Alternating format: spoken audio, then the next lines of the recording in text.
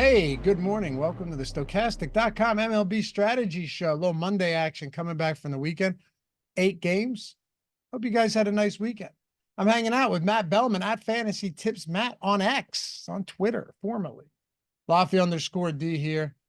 Couple really good pitchers on this slate, 2 of them in the same game. So we'll get into all of it. What's going on, brother? Glad to see you back. It's been a while.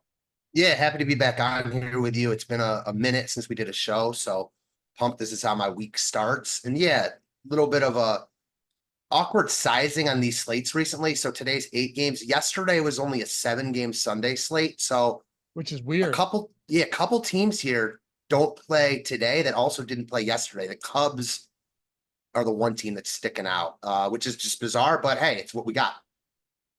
I say we dig straight into this one. Happy to have you guys with us. If you don't mind, take a single second, atone for your sins this morning. Hit that thumbs up, subscribe to the channel. Goes a very long way for us. You already know. You ever want to listen in podcast form? Don't forget Apple Podcast, Spotify, all that stuff is out there. We got you covered across the board. But yeah, any way you want to help support the channel, the free content, we appreciate you for it. So, all right, let's just get right into it, man. You got Sale and you have Snell.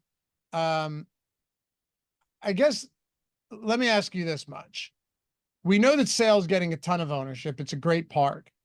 But he's getting more ownership than Snell. Kind of interesting to me because you've got a Giants team. Their active roster right now, almost 850 plate appearances versus lefties for their active roster.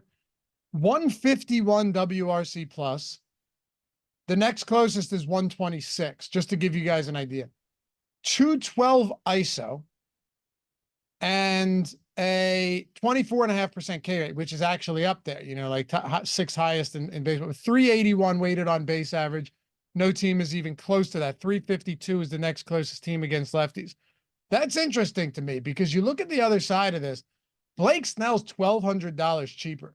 This dude, after he came off the IL, got himself right, has been insane. Now, I'm not saying it's the greatest matchup. It's not. There's power from these bats, but it is, for both pitchers, a very good park. But Atlanta has the 8th highest K rate versus lefties on their active roster. Blake Snell's coming in at a significant discount. And I think I'm making the argument right now that I don't think the matchup against the Giants is easier for a lefty than the Atlanta Braves. So 9,300 for me on Blake Snell with a 15 and 11 strikeout game. Stumbled a bit last time, 8 Ks, but still another very good start. This dude's been absolutely on fire since he was activated. Yeah, I don't disagree with you. I do think that Snell's floor is probably lower than Sale's here just because of the upside in Atlanta's lineup.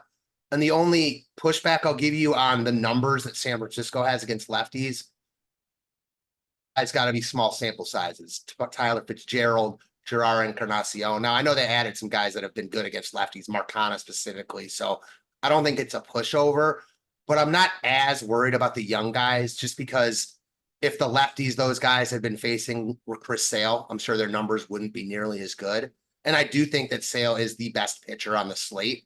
But to your point, he's 1,200 more than Snell and getting more ownership in a matchup that you can kind of pick apart a little bit. So I'm with you in that I like Snell a little bit more than Sale. But at the end of the day, I like both of them a lot. They're my 2 favorite pitchers on the slate. A lot of people will feel that way. The other part with Sale here is you get such a big ballpark upgrade for him. There's just a lot to like about both these pitchers, and there are some other good arms to look at. Yeah, I thought the sample would be pretty small too. It's not that small. Like Ramos, 93 plate appearances versus lefties, 260 WRC plus.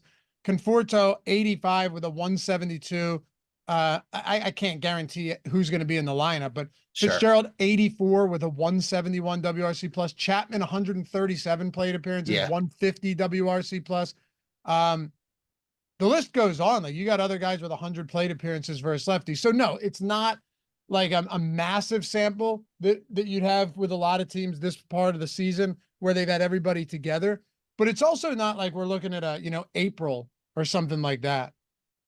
Yeah, for sure. That's a good point. And whenever you have a guy like Chapman, who is notoriously a lefty masher, and then you know, a couple of the guys that they've brought up recently have been good against left-handed pitching. It's a valid point. And yeah, I think that when you combine that with the fact that Sale is the most expensive and the highest owned, I think that that really makes you start to look at the Snells, Luis Heels of the world, you know, and I don't think you have to play Sale here at all, just because whenever you have the most expensive pitcher be the highest owned guy, you need a lot to go your way. And he's not the most expensive by a little bit. I mean, he's 1,200 more than Sale, who's the second, or than Snell, who's the second highest on the slate. So I'm kind of with you. Like, I totally get why Sale is getting a lot of love, but should he be getting that much more love than Snell and Heel? I don't know. Yeah, look, I don't think anybody. Which is your point. Which is your point. But that's like, nobody's saying don't play Chris Sale in San Francisco. Obviously not, right? I mean, clearly a spot that you could take advantage of. The park in general is just great. But all I'm saying is those giant bats have actually been pretty good against lefties. Chris Raptor, member for 2 months, using that free super chat, hit good yesterday on Seattle game total lines. Very nice. Chris Williams gifted 5 memberships. Appreciate you as always, Chris. And Bug Boy with a $20 super chat. My homer picks parlays have been fire lately, so here's a piece for the fellas. Thanks, brother. And congrats on the homer picks and parlays. Yeah, I'm just looking at it from the angle of, all right, if Blake Snell's on, I mean, and I know some of those matchups weren't that tough. Colorado, Cincinnati, but his strikeout stuff has been absolutely ridiculous lately. I mean, I bet if you go back the last month, this guy's got like an 18% swinging strike rate or something. Yeah, he's been phenomenal. No hit the Reds in Cincy in that tough ballpark, and dominated the Rockies, as you mentioned. Man, I'm kind of with you here. I wasn't really thinking about this like in these terms before the show, but Sale is getting owned here like he's in a matchup against the White Sox or Rockies. He's really expensive and the highest owned, and he's not in that matchup. Now, I'm not scared of the matchup, but I do think that the points you brought up are certainly worth considering, if nothing else, just because, like, it's not only Snell, Luis Heel, Pablo Lopez, Peralta, Thought. I like all those guys. Yeah, there's some good spots on this slate without question. Swinging strike rate is 20% over his last 5 starts for Snell. 39% strikeout rate. Yeah, like, he's, put it this way, regardless of what happens tonight, this guy's back. Right, hands down, he's back. Just remember, he didn't get the same time spring training as other pitchers did. He was banged up, went to the IL, came back, and has been insane. Also, clearly no limitations. You mentioned it, 114 pitches in that start where he threw the no-hitter. So, yeah, I mean, right now he's one of the hottest pitchers in baseball. Both pitchers from that game look really good in such a great park. We can dig into this though a little bit further, like you said. By the way, 3.3 run implied total for San Francisco, 3.4 for Atlanta. Why don't you know what we need to do before we move on? Since both of these teams essentially have identical totals, let's take a look at the K props. I like that. The money line is, yeah, dude, minus 112 for Atlanta, minus 106 for San Francisco. So, I mean, if all of the props look the same, then you're basically talking about the same pitcher from a projection standpoint.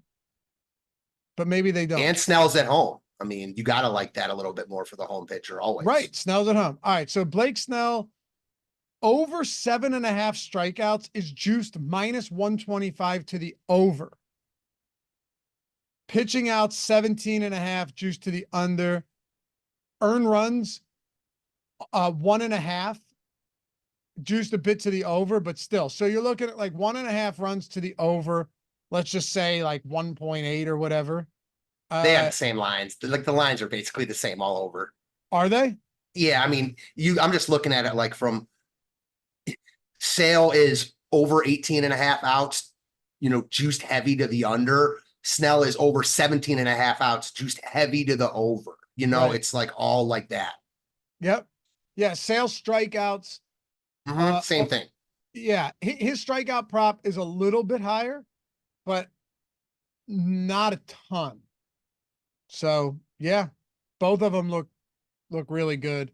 Let's talk about Louis Hill in this spot against the White Sox too.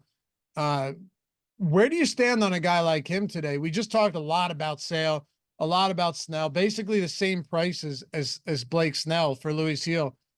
Like if you're looking at, because Freddie Peralta has the Dodgers, Pablo Lopez has Kansas City. Dude, I don't know what to make of this guy. Every time I think he's turning it around, he just goes back to not performing. So where do you stand in this range? Here's how I'll throw it to you, Matt. Where do you stand in this range from like 84 up to that Freddie Peralta? Because we already know where we're at on Sale.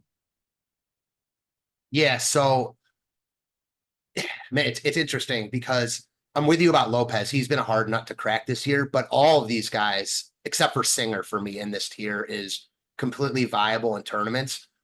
I think Heel is the next best option after Sale and Snell. It's hard to play him over Sale and Snell at similar price points because of his inconsistency issues. That said, he's in the best matchup of the bunch. And while, I certainly think Sale and Snell are better actual pitchers right now, that doesn't matter for the DFS slate tonight. And as far as upside goes, he's right there, albeit not as consistent as the other two.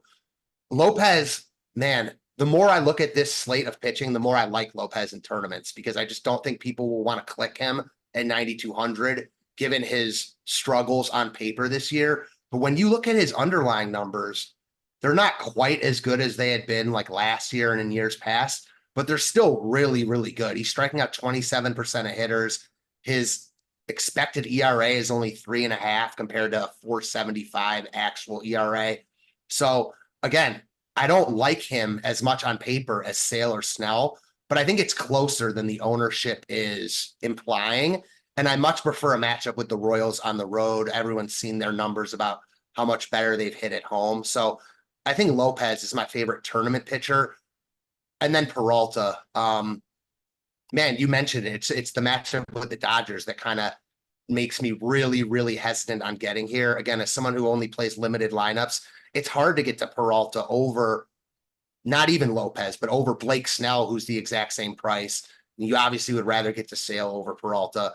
All that said, his strikeout upside is just as high as the top guys on the slate. And if you get past the top third of this Dodgers lineup, it's pretty weak towards the bottom. Lastly, for me is Brandon Pfaadt. It's a matchup thing. He's been good. He's been pretty good all year. He gets this Rockies team on the road. He's the cheapest of the bunch.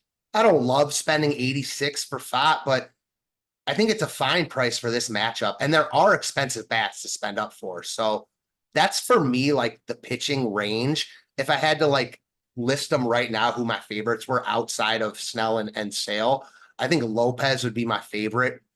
Then Pfaadt, then Heel, then Peralta, but it's jumbled. It's all really close. No doubt, man. And the problem is that the problem with getting the Lopez and Peralta for me, I'm not saying you can't do it. Plus, both of them are like Lopez is getting 16%. He's not unowned. Freddie Peralta is getting 12, not unowned. But to your point, yeah, a lot less than somebody like Snell, like Louis Heel. You look at this though. Okay, so you have Chris Sale with a 8.5K prop. You have Blake Snell with a 7.5K prop, juiced to the over.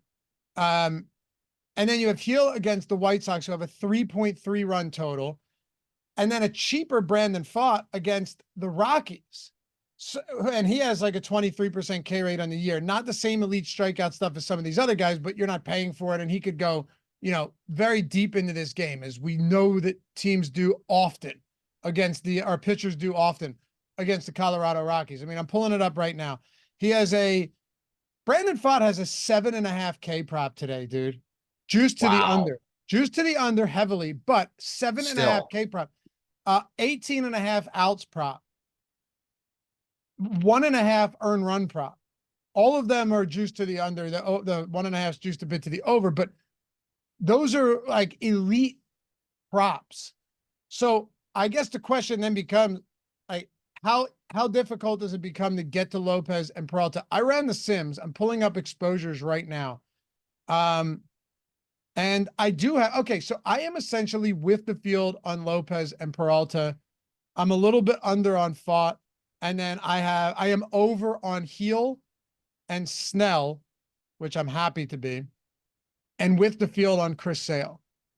The funny thing is, once you get past those guys that we've talked about, there is not much to get to. Like, Kai Bush is just being thrown to the wolves against the Yankees. Marco Gonzalez against the Padres team that doesn't strike out. Davis Daniel in a tough strikeout spot. Bradley Blaylock against Arizona. This guy hasn't pitched above Double-A. Brian Bayo against the Texas team that doesn't really strike out. Tyler Molly's on the bump against Boston. Bowden Francis against the, like, where do you look towards once you get past those guys? Maybe a little Joe Musgrove against Pittsburgh, but it starts to look pretty ugly once you get below those top 6 guys. It looks so ugly. And because like the lower half of the top 6 guys aren't getting a ton of love, whether that be Lopez, Peralta, or Fott, I think that's all I need. Like, I don't need to get any weirder than that. I do think that looking at like the Lopez, Peralta, and Fotts of the world is definitely worthwhile if you're looking to play chalky bats. Like, you look at a slate like yesterday, you didn't really want to play Houston with like Cease and Bassett. Now, Cease and Bassett weren't good, but there was just too much ownership all over that. So if you want to play like the Yankees today, you might be making a mistake playing like the Yankees with Snell and Sale. Maybe you want to look at like a Peralta or Lopez, but I am with you. Like, on paper, I do think that the Lopez and Peraltas of the world do take a back seat to the top guys, but I think the drop off after even those guys is too severe for me to even want to look at, because I do like the idea of getting to a contrarian Lopez, Peralta, and even Fott, who isn't getting as much love as I expected. And to one of your points that you made, which I totally agree with, it's not like Lopez and Peralta are getting zero ownership. But when I'm looking at these numbers and I'm thinking about like, higher dollar single entry stuff, like, I think you could see Lopez and Peralta like 10-ish% each. And that's pretty low for guys of their quality. I agree. I wouldn't be surprised to see them lower than they're projected right now. Right. Yeah. Right. This is a difficult slate, not because we don't have good pitching up top, but because you're gonna like, even the contrarian guys you're talking about right now are 9K. I have such a difficult time making an argument for some of these other guys down here at the bottom. It's not good. I mean, even if you were to argue, oh, Davis Daniel might be, I don't know where the strikeouts are coming from in that spot. Joe Musgrove had been terrible, but hit the IL. He's been down for what? Oh, like 2.5 months or something like that. He was on the 60-day IL. This is his first start back. I can't imagine that he's not going to be limited in some capacity. Agreed. And the other problem with the cheap guys is there's an abundance of expensive guys. So I would expect, out of the 6 we've talked about, at least 3 of them to be really good. Now, you could get some outlier scores from cheaper pitching, but it's tough because you're fading a lot of upside, whether it's, all these guys up top. I think what we really need to do is we need to build out. You've seen the new single lineup sim, which is awesome. Josh and I on every strategy show, excuse me, have been building out some lineups, running them, getting them from the audience. Jordan's been running them kind of unprompted just to see what we come up with. I think we're going to need to do some of that on this show and see what type of stuff grades out well, sims well against the field, because you're just going to have a difficult time. Like, I'm looking, I have 8% exposure to Yankee stacks right now. I have some expensive stacks, but I also have a lot of lower price stacks as a result, because I'm getting to all of those expensive pitchers. And I don't have a problem with that. I honestly don't. Like, I think you're going to have to, Matt. I'm not sure what the alternative is.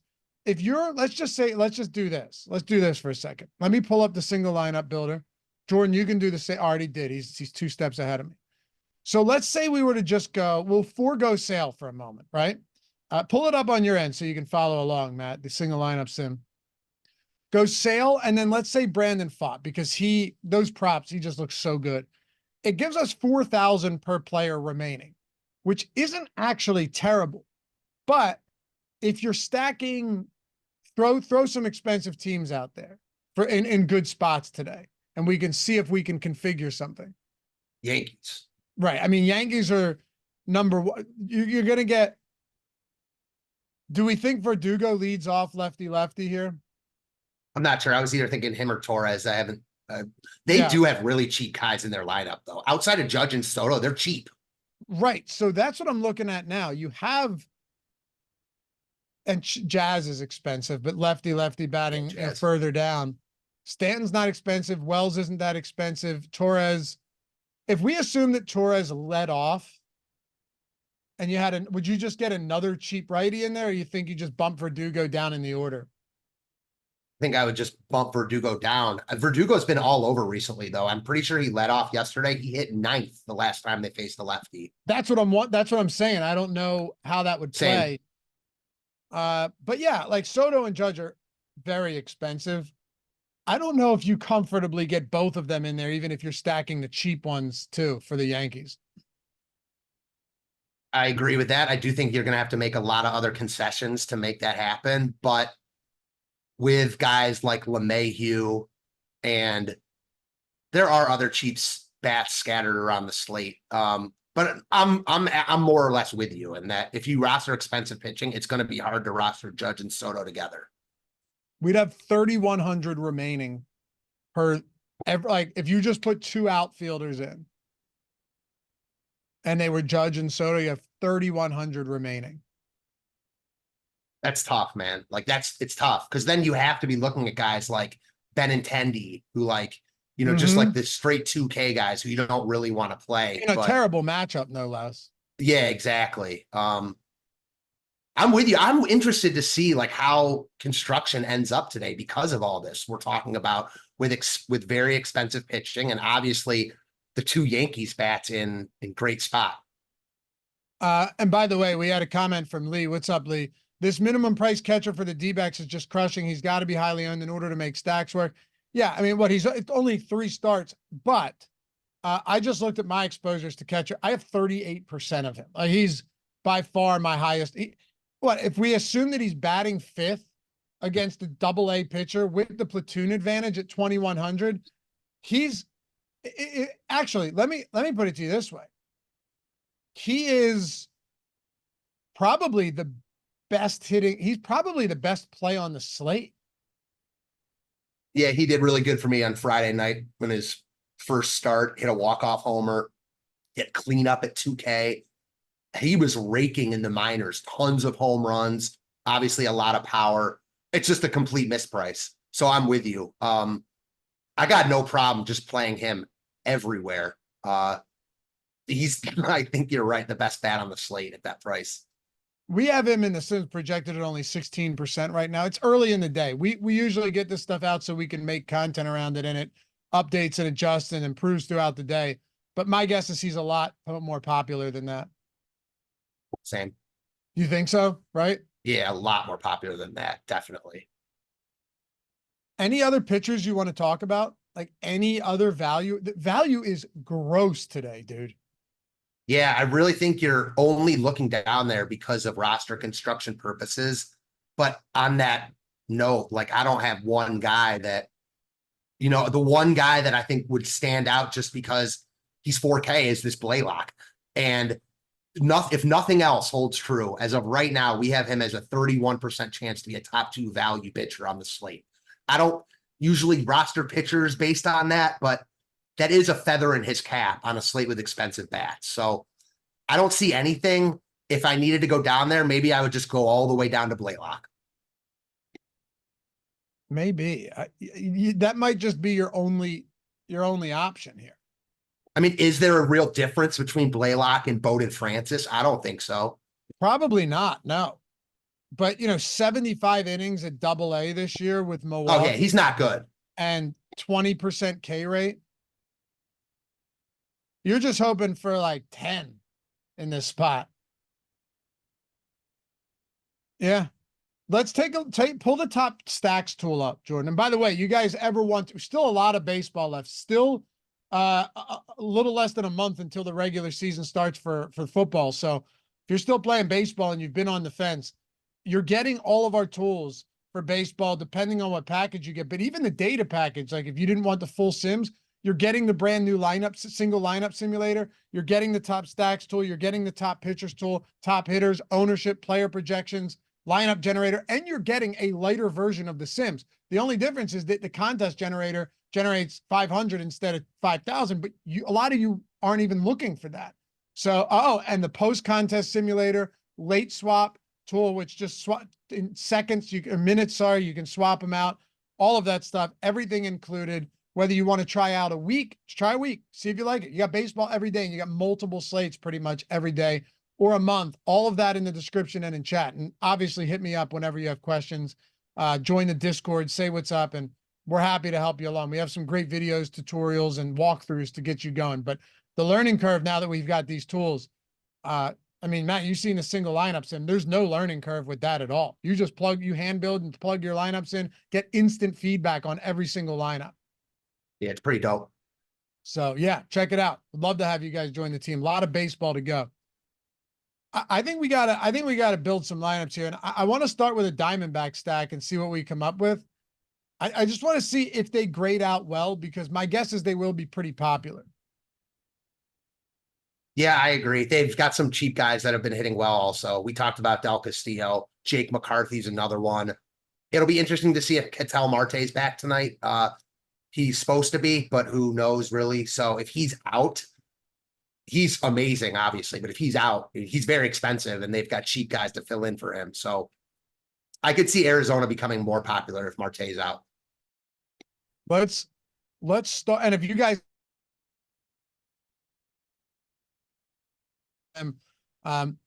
let's start with Snell and Brandon Pfaadt, and then Del Castillo.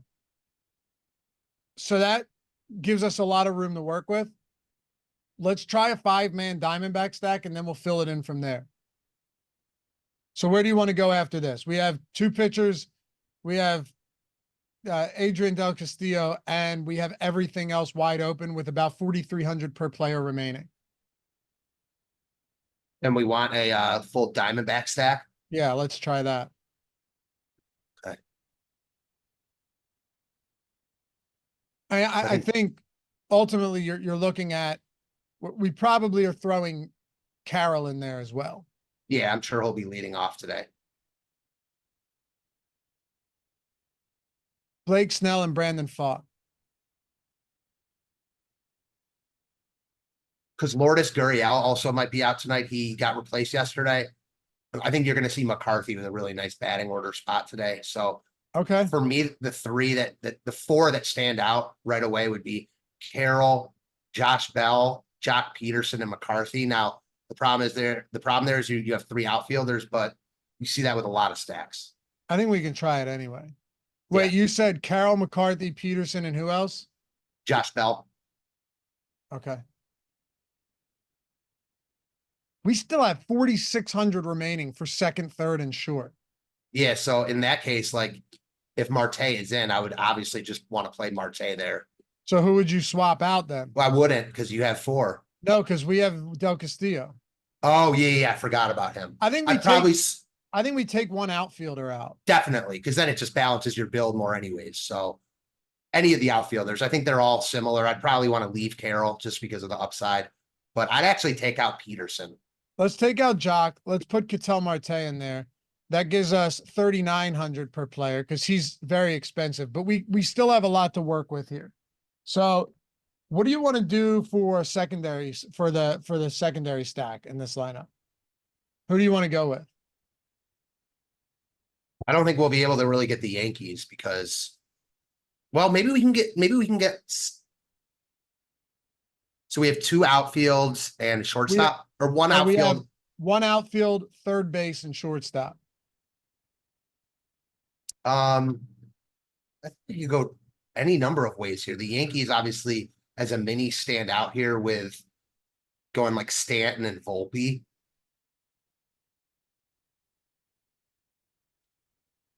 Yeah. Okay. Hold on. Let's see.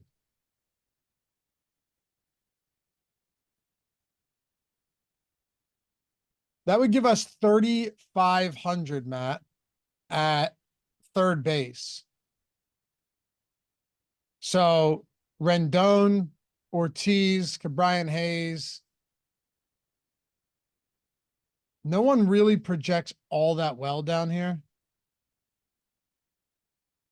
Or you could go like maybe a better alternative would be like LeMahieu and Stanton and then spend up at short. It's not a bad idea. We actually have LeMahieu projected pretty well. Yeah, I saw that.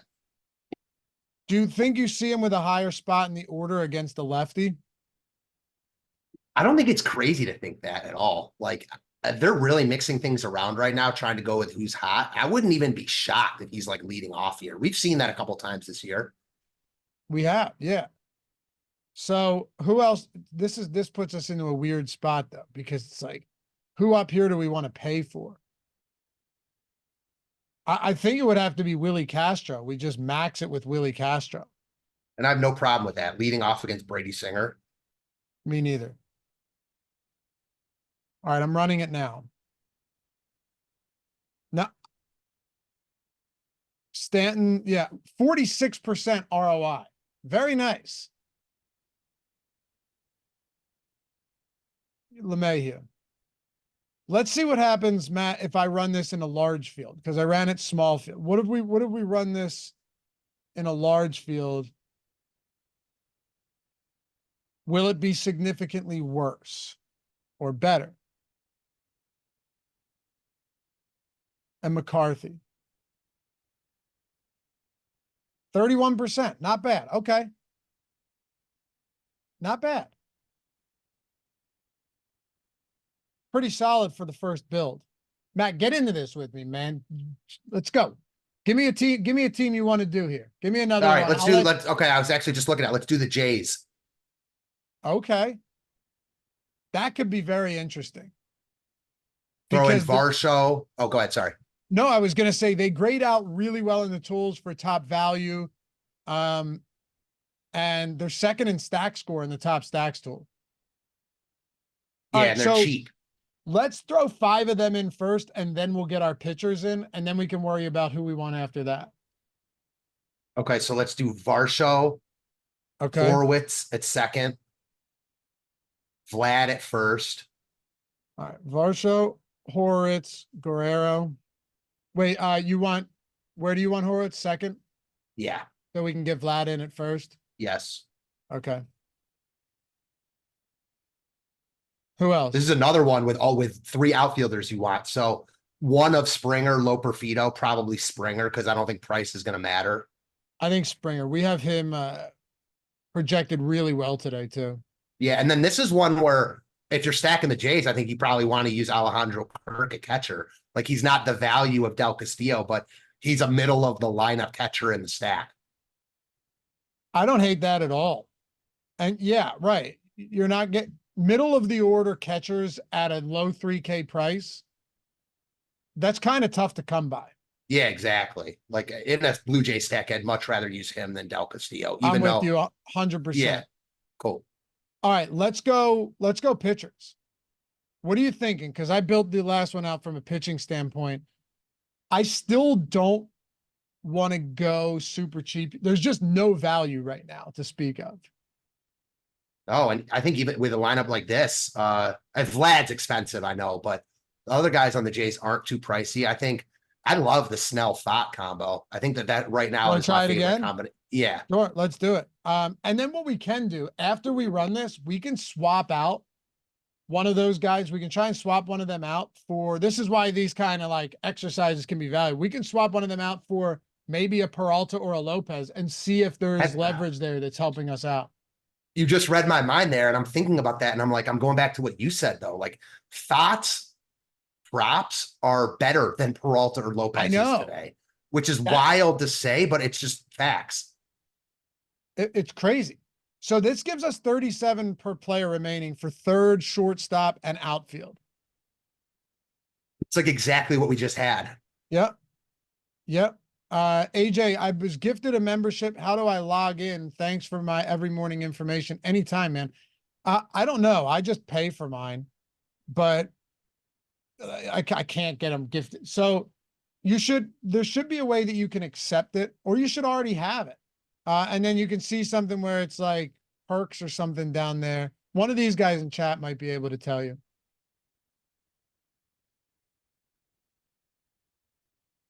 Oh, no. It's not a stochastic membership. But if you want one, just rock the avatar, finish top 3 in a field of 5,000 or more. We had a guy that won like $12 the other day, got a full month of Sims for $200. And then he won again, like in these tiny micro stakes. So even as long as you're top 3 in a field of 5,000 or more, and you tweet us your wins at Stochastic HOF, and you win while using the Stochastic app, go to stochastic.com/HOF. It's very simple. You'll see it right there. All of the 6 avatars, choose whatever one you want, download it, upload it to wherever you play, finish top 3 in a field of 5,000 or more, tweet us your wins at Stochastic HOF. It's really that simple. And then you just email us, support@stochastic.com. And then if you win twice, you get another free month, $200 value, plus a free week of another sport. If you win 3 times, you get all access, $550 value. And I just shipped out 5 rings today. Finish 20K or more. Win 20K or more, you get the beautiful ring, customized with your name, Hall of Fame, in a display case with your win commemorating everything. It spins. It's beautiful. If you're not rocking the avatar, it's just really the simplest way if you're playing to benefit even more when you win and keep more money in your pocket. All right, so third base, shortstop, outfield. We have 3,700 remaining. What are you thinking?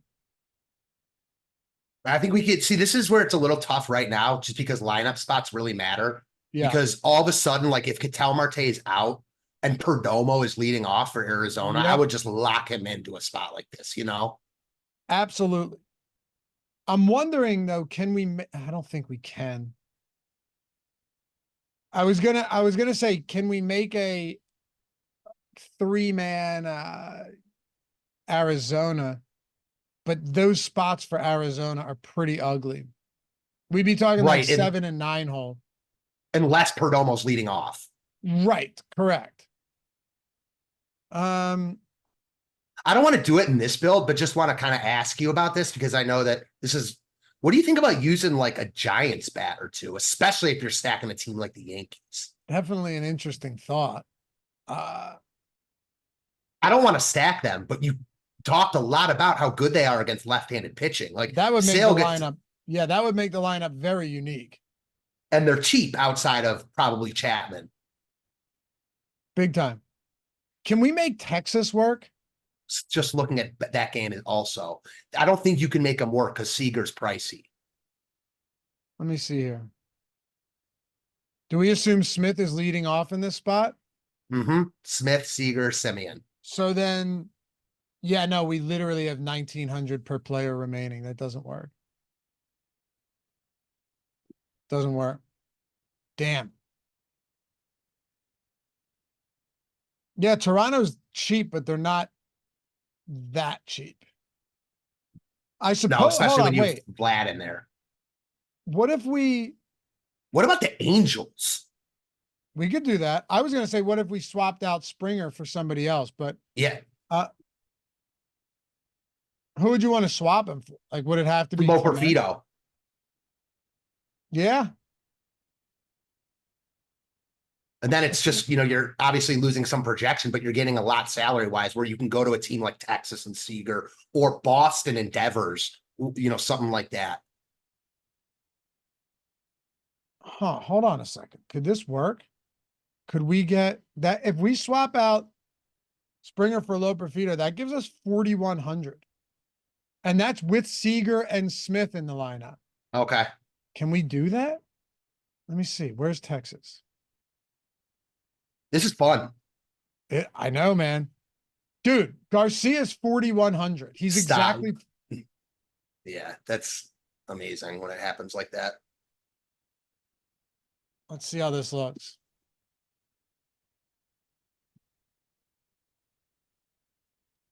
Yeah, Snell, Fought, Kirk, Damn, only 11%. Hmm. Lad, don't worry about this one, Jordan. I think everybody caught on when we were talking about it. Do you think if we swap the pitch, I don't think if we swap like a Snell to a Lopez, it would help us, or a Peralta. Do you? No, I don't. Like, I just don't think we're eating enough ownership to need to do that. Let's see if anybody else in chat has one they want to build. Anybody have any ideas? I'm kind of the opinion today, you don't really need to worry about ownership unless you're playing the Yankees. Sure, sure. Swapping from Snell to Peralta got us to 18%, but I thought this would look better. I mean, I wonder if it's just because it's a chalky line. It's a pretty chalky line. Right. That's exactly what I was thinking too, because we have Toronto coming in pretty negatively leveraged. We've seen that a bunch lately. It doesn't mean you can't play them. You just have to know that going in. Who's negatively leveraged? Toronto. Are they? Yeah, so that would make sense. But want to do one more here? This is good. This is getting us off on the right foot for this slate. I would love to. I want to do the Angels. I like that. Second highest exposed team on that first Sims run for me, by the way. This is another team where I think this is weird because there's a couple teams on this slate where if you're stacking them, I think you're probably wanting to use the catcher and the Angels. I definitely am in Logan O'Hoppe. Let's do it. We don't have really any leverage on either side. No positive or negative leverage here. They're sixth in the stack score. They're fourth in value. Let's try the Angels out. I like this. This could be a pretty favorable. What's their implied total at? 4.8 for the Angels. And not bad at all. They're like one of the opposite teams where like they don't have a ton of outfielders you want to use. Right. Also, this is and it's clearly a good matchup. I like the matchup a lot. I don't think Francis concerns us much, right? Not even a little bit. All right, cool. Let's do it. I'm cool with keeping the same pitchers or changing that however you want. But I think if we're going with the Angels, we want Sean Newell, Neto, and O'Hoppe to start. Probably their top three. Yeah, I think we have to. Yes. Taking shortstop and catcher out, like in the top three of a stack, is beautiful. It's like Kansas City. How much is Taylor Ward? 4,600. Ward is outfield. I kind of like Willie Calhoun. He's probably really cheap also. Yeah, 2,800. Probably hitting cleanup. Yep. And then the question is like, do we go cheaper here? Because they have a bunch of cheap bats with Drury, Moniak, or do we, because we have 4, right? And like Joe Adele's, he's 3,200. And if we assume he's batting 9th, which is where we have projected, that doesn't look great. And I think it's probably Taylor Ward here, right? That would give us the 1 through 5. If you went Ward, you'd have the Rendon. Or Rendon or Moniak, because Moniak's probably cheaper. He definitely is cheaper than a guy like Ward, and you get the platoon advantage, lefty righty. Like, I think Ward is the guy you want, but he's also like pricier than he should be. What do you think about just filling in third base with Rendon? It gives us then we hold like 2 that. outfielders. Yeah. Okay. So that gives us 1, 2, 3, 4, and 6. Now we go to pitching. So is this a lineup where it's live to get Judge and Soto? Probably not. We're about to try. We're about to see. I doubt it. It'd have to be Thott and Snell for the pitchers we like. That's what I'm trying. It gives us 4,300. So no, I don't think that's going to get us there. I feel like Soto is going to be kind of low owned tonight because of this. We could do like a 1 Yankee. Like what if we go Soto? That gives us 32 per player. That gives us second in outfield. So not a lot. Are there any where we'd want to actually Torres. Torres is 36.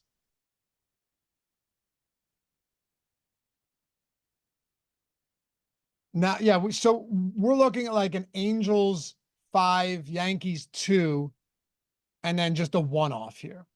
Yeah, which is fine. Or instead of those Yankees guys, you could go Carroll, Cattell Marte.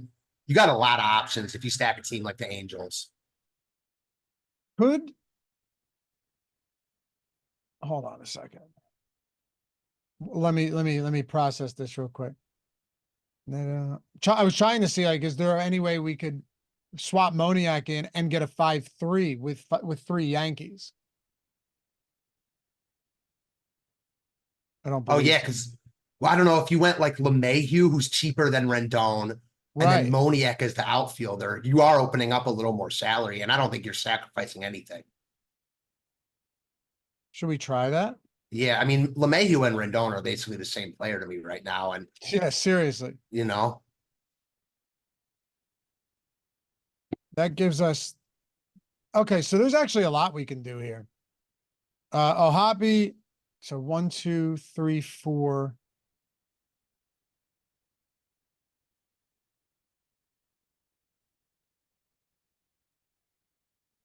Or you could do a 4-3-1.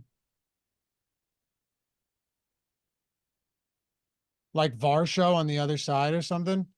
yeah, he looks like a very good one-off. That's a 4-3-1. 4 Angels, 3 Yankees, and Varsho.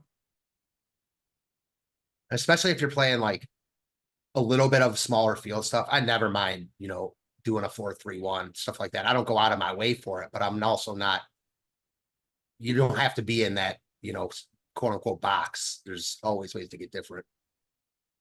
Einsteinium said, this is showing me Snell and Fott will be, our combination will be owned infinitely. Oh, Why? That's just what we're doing. Yeah, I definitely think it's going to be popular without question. But what are we doing that's showing that? Because those are just the pictures that we're using. I'm confused. Right. Yeah. Like you could easily you could do a lot. I mean, I still assume Sale's going to be super popular. Yeah, we're just building without Sale. Like we could have easily just done Sale and Snell for all these, but it sounds like me and you both like Snell and Fott a little bit more than the field does. Now maybe that in itself should read that those will be, I get it. Correct. Yeah. All right. Some good ideas here. Before we go, give me if you were to rank your top 3 stacks, what would they look like? Yeah, I think that the top 2 are the Yankees and Diamondbacks. I think so too. Toronto though is very enticing because they're kind of middle priced.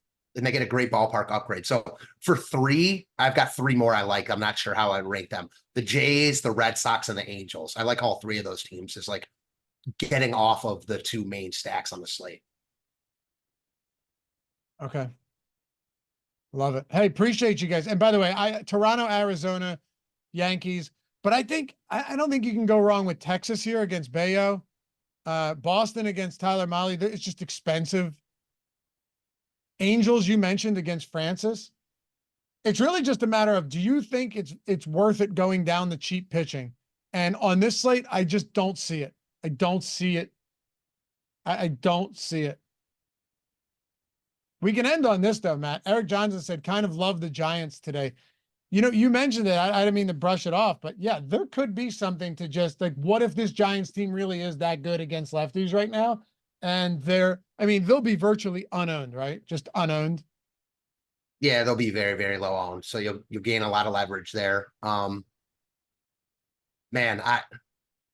I get the theory of it, and I talked about playing a couple bats on the Giants as a way to get different, and I certainly understand that line of thought, but they're not a team that I'm going to be playing here. I got too much respect for Sale. As shitty as this sounds, I would rather play some White Sox bats against Heel because how cheap they are. I get it. Yeah. Anyway, we have the Giants as a 1.6% chance of being the top value stack up the slate. So they are a little bit more expensive than I thought. Damn, that is definitely more than I thought. Definitely more. You got Live Before Lock coming up tonight as well. So be sure to stick around for that one. That should be what, Eric and Greg, Jordan? Eric and Greg. Yeah, appreciate you guys. Follow Matt at Fantasy This, Matt Mialafi_D. And yeah, you want to check any of these tools out, all the links in the description, no matter what package you want to try. And remember, we're always here to answer questions if you have them.